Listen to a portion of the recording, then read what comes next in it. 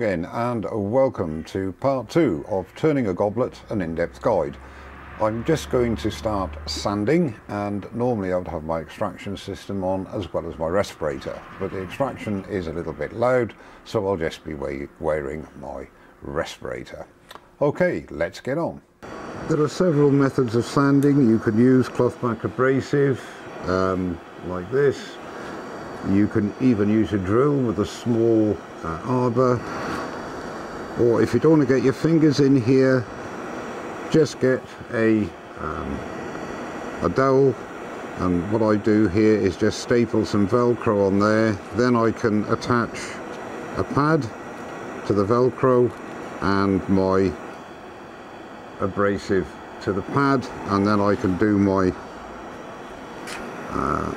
abrading without getting my fingers in.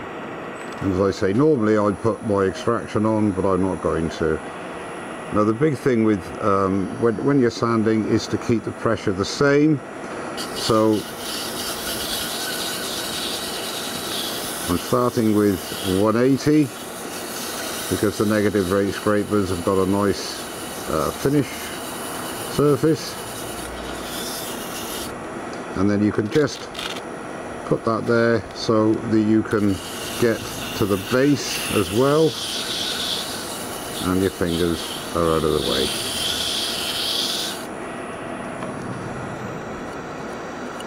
Have a look, a bit more.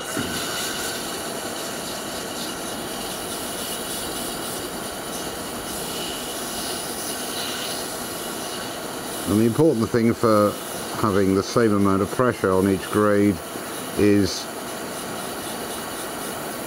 the finer grade takes away the previous grade, but if you put too much pressure on one of the grades, then you're not going to get rid of the radial marks. That's why normally I would use a drill, because that negates any problem there.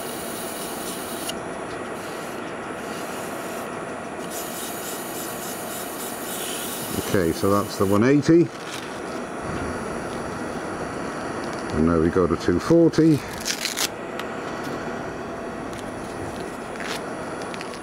and just get rid of the 180 dust.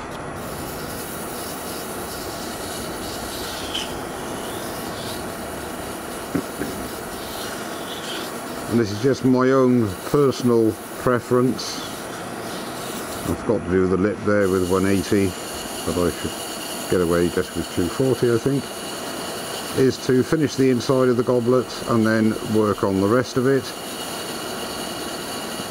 Not quite as important on a goblet like this, but on a long stem goblet where you're going to be supporting the end as you're working down the stem, I feel it's an important part.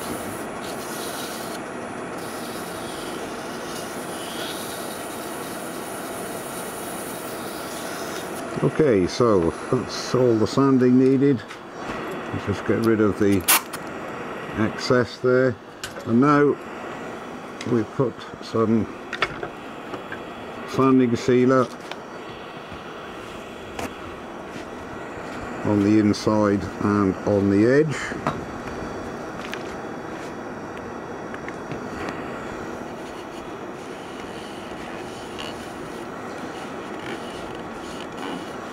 Make sure you get a nice good coat on there.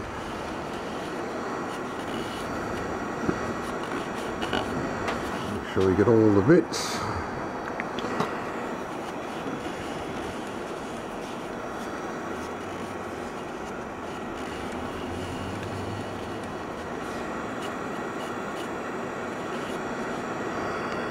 There we go. Leave it for 30 seconds or so and just take off any excess, and allow that to go off. Now, to negate any necessity to abrade any finer than 240, I like to use True Grit, and True Grit is an abrasive paste which breaks down as you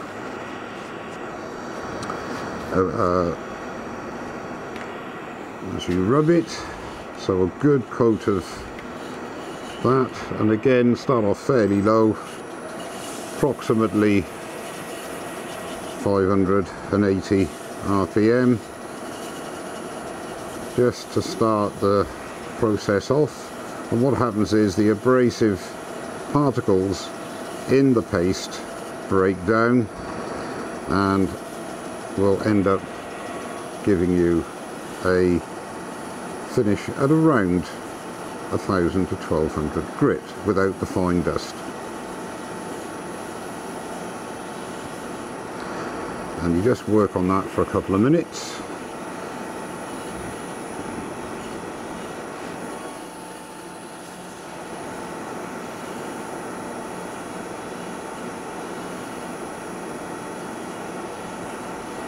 Turn the speed up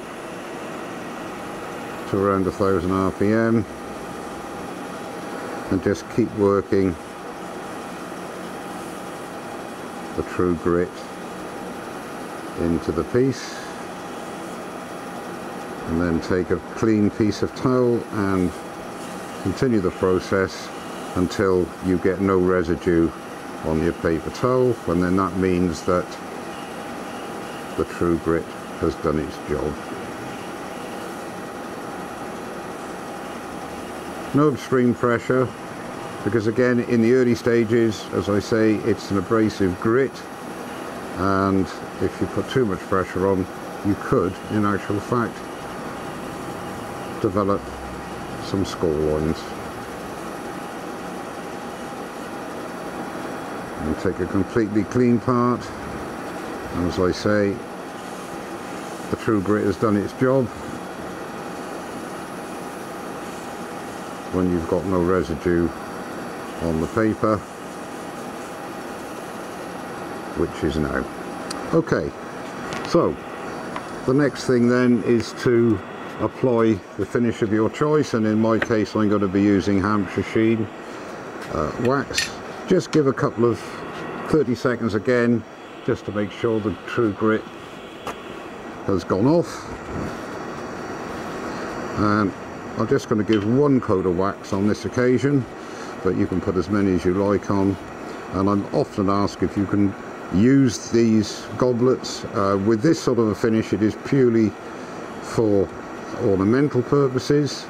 There are several very good proprietary water resistant finishes you could put on, but that's for another day. Okay, so again, just work that in just under 1000 RPM.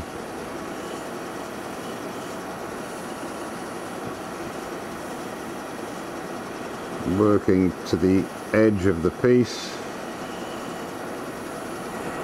and then give that a couple of minutes to just get to a stage where you can buff it. So the Hampshire Sheen's had a couple of minutes just to go off. Now we can buff it, and around the sort of 1400 RPM, and just a light buffing, working to the edge so that you get no streaks, and that's all there is to it. And as I say, you can, if you wish, apply another coat. So that's the inside finish now, and now we'll start to work on the final shape. Okay, so now we're going to be working on the outside. Because of the length of the goblet, there's no need in my view to support the end. So how are we looking? You want to bring this back round here a bit more, so I'm using a 1/2 inch spindle gouge.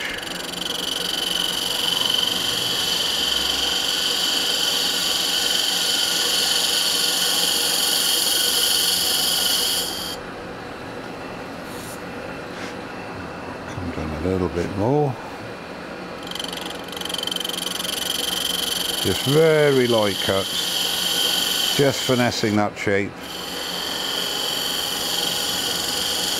Lift the handle, keep the bevel in contact with the wood. Yep, like that. So now we're looking at this part of the bowl.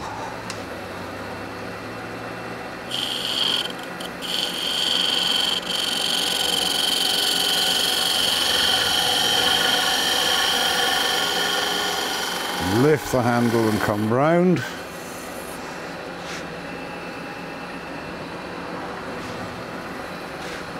Let's just take a bit of this down.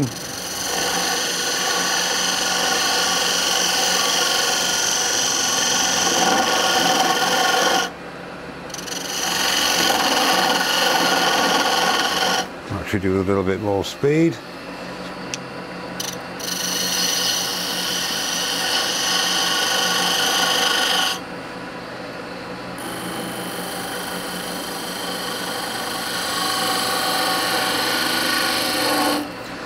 I'm starting to see what shape you're looking for.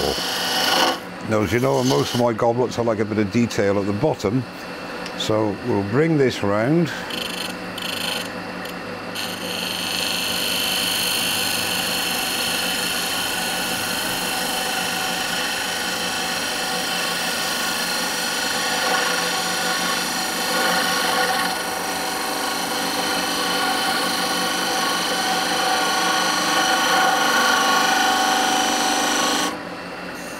Yep, starting to like that.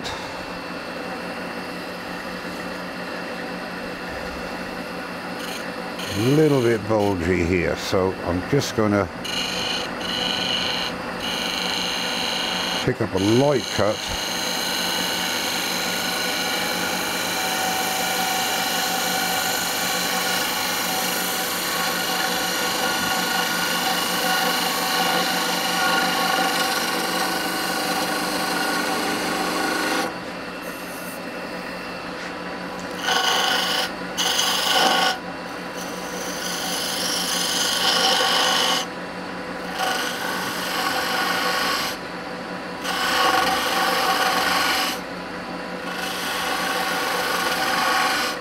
Starting to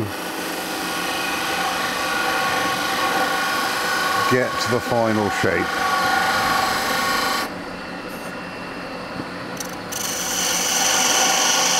Just getting rid of excess wood here.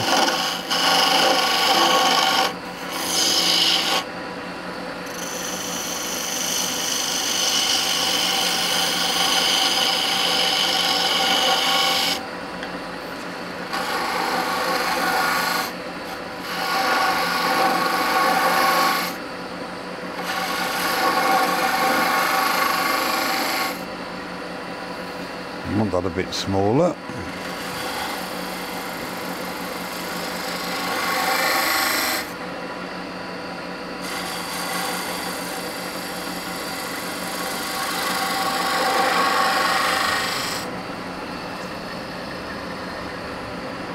And a bit more actually.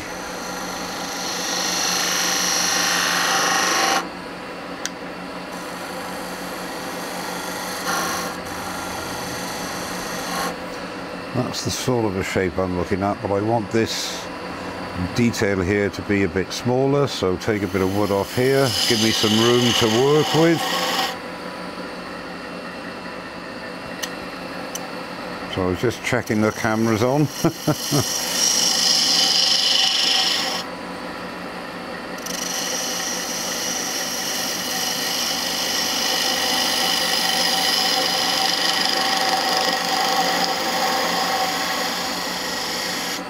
Okay, so that we can get rid of. Now I want this to be a bit smaller, not such a big diameter.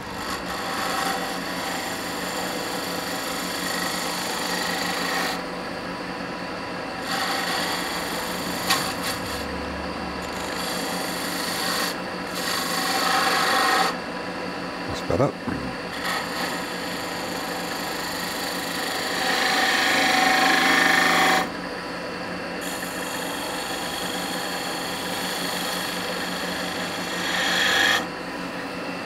I want to keep it nice and crisp. So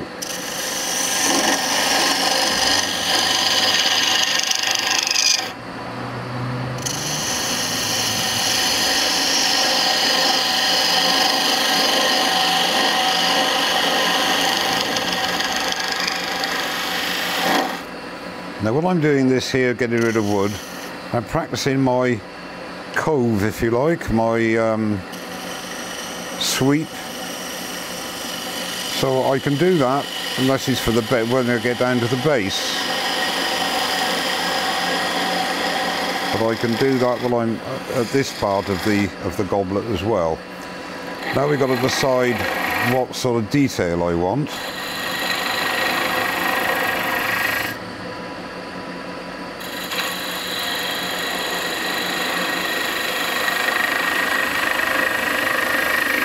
And what's going to be the final thickness of the stem. I still think that can go down a little bit.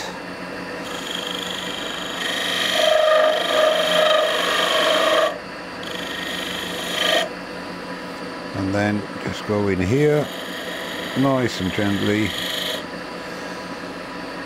And then in here. Now I shall go to the 30-degree spindle gouge, 3/8 spindle gouge, which gives me that little bit of extra ability to get in there. And here I'll have the broom to do that nice and crisply. Now we're looking at the final how this is going to come down.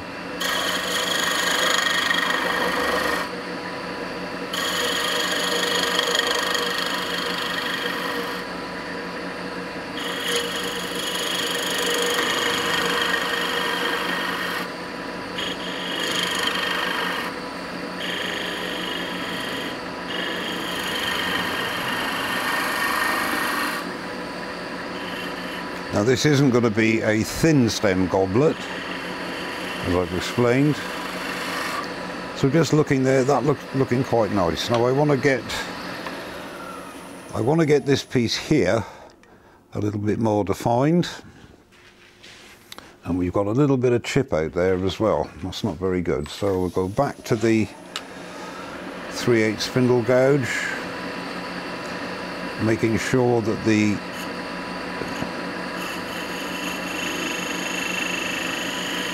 bevel is in the direction that we want the gouge to go, and just check that. And that's got a nice, no, still a little bit there, so we've got to come back a bit more, very gently.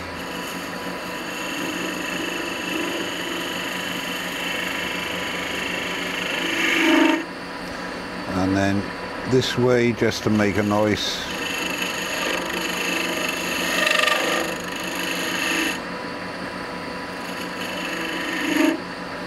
can bring that down a bit more as well.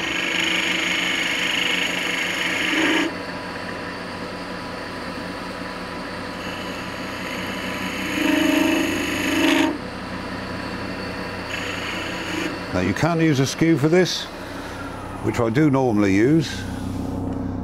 Now that's all nice and a very slight chip there, so we've got to do one more little bit. Start off here.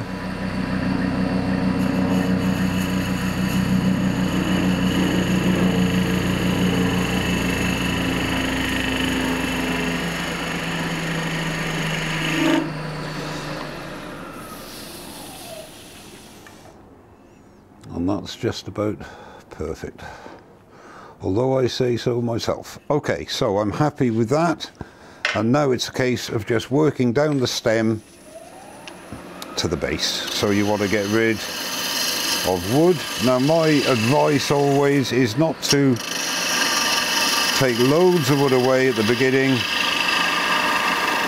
because you want to have a little bit of stability behind you. So we can go to there, and then it's really a case of deciding how you want the what shape you want the stem. Now on this again, I'm just using the wing of the spindle gouge. This is the 1/2 inch spindle gouge, and you're just bringing it along, using it like a skew basically, just to come down the stem. Nice and slowly, no rush.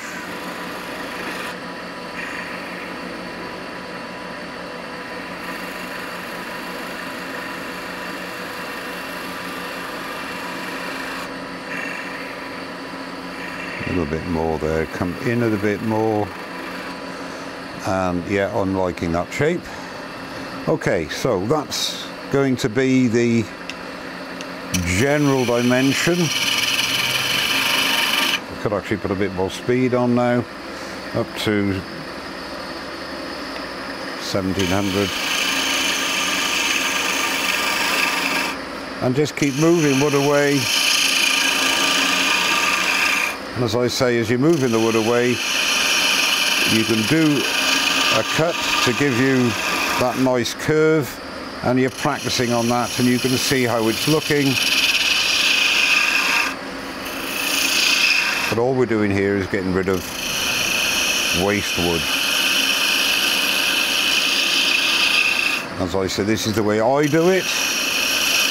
Everybody will have a different method. And all the time I'm looking at the length that I'm going to be ending up with, because you don't want it too long and you don't want it too short. But again, it's up to the individual what you end up with.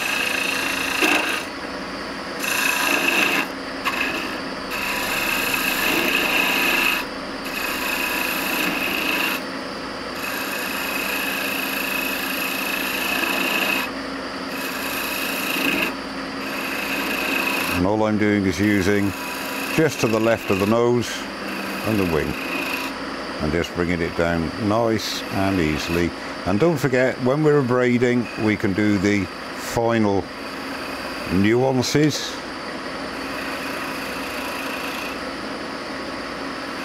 Yeah, that's good. Get rid of waste wood again.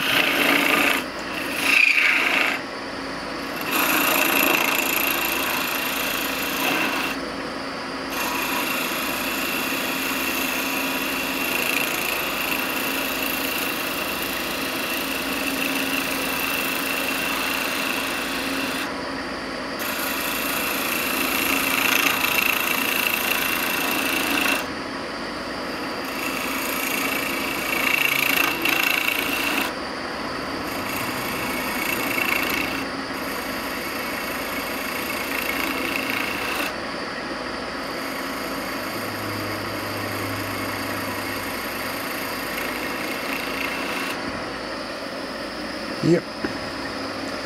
And again. Ooh, no. What happened there? I wasn't concentrating. But because I'm not holding the gouge for grim death, the effect of that skid back is purely minimal.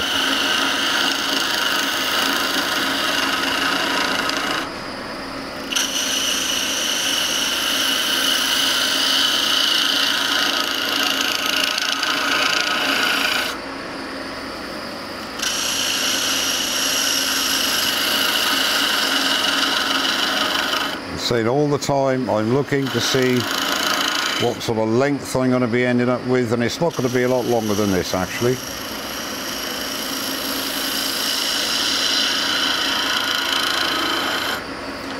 And then just bring this down, and this is where I could show you, if you've got a 1/2 inch skew, you can use the skew to bring the stem down.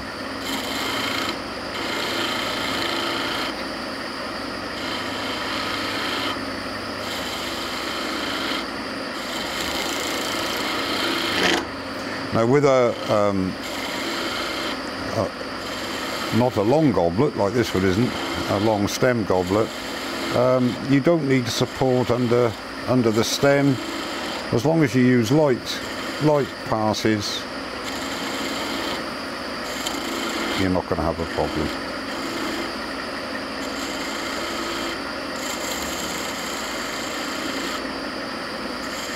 I just feel that the skew gives you a little bit more control and obviously a nice finish too. Yeah, that's good. Back to the spindle gouge.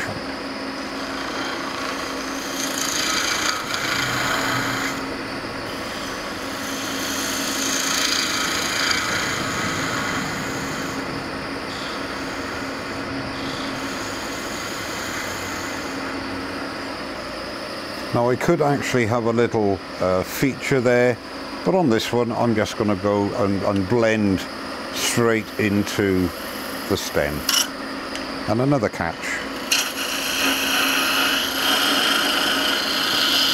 Just losing my entry cut there, but again, no problem.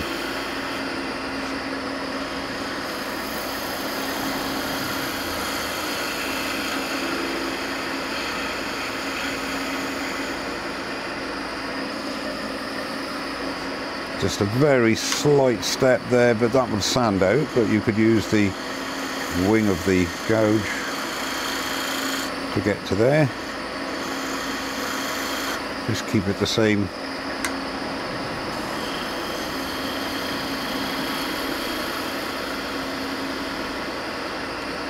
Now let's have a bit of detail there, shall we? Just go across here, lift the handle and go in, and then bring that up to there. Like so, and just round that off. Swinging the handle in, and just blend that in.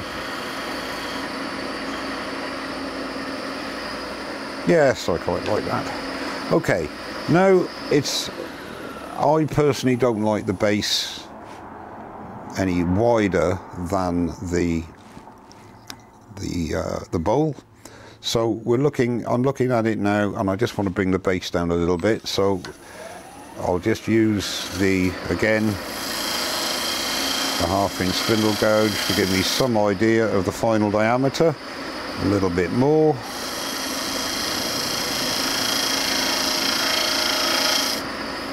Something like that, I think. And now I just got to finish off this curve with a final pass. So just come in nice and gently, lift the handle, swing it round, and a little bit more in there, pick up the cut.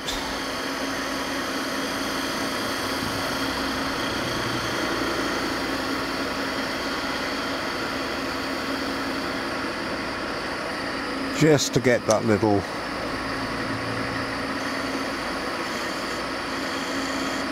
and as I say, you can go as far as you like. You can do various things to it, and I just keep looking and fiddling about. But that's just the way I do it. So basically, we're looking at the dimensions. We've got a little knot there as well. We've got to be a little bit wary of. Okay, I think that basically is it. Now the thickness, or the thickness of the stem, of the base, that is important too, because you don't want it too clumpy.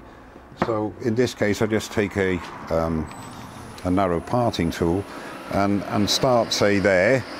Okay, let's just have a look and say, right, we'll start there. See what that looks. Well, that's a bit thick.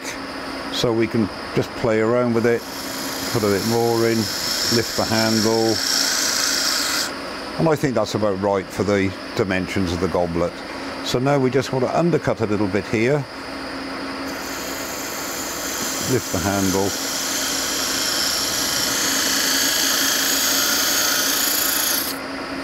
all we're doing there is just undercutting so that it sits on the edge of the base. Okay, and that allows us then to take away some of the excess wood here, just move the rest a little bit, and then that allows us to get in here to sand the outer part of the base as well.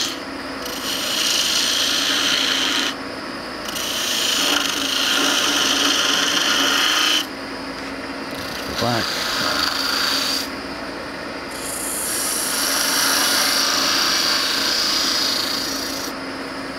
You just go in here and get rid of that.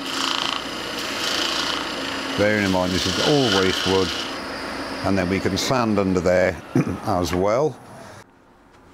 Okay, so I'm going to leave it there on this one because we're looking at around half an hour, I should think, up to this stage, and in the third part and the final part we will sand and finish, and obviously part off and finish off the underside of the base as well.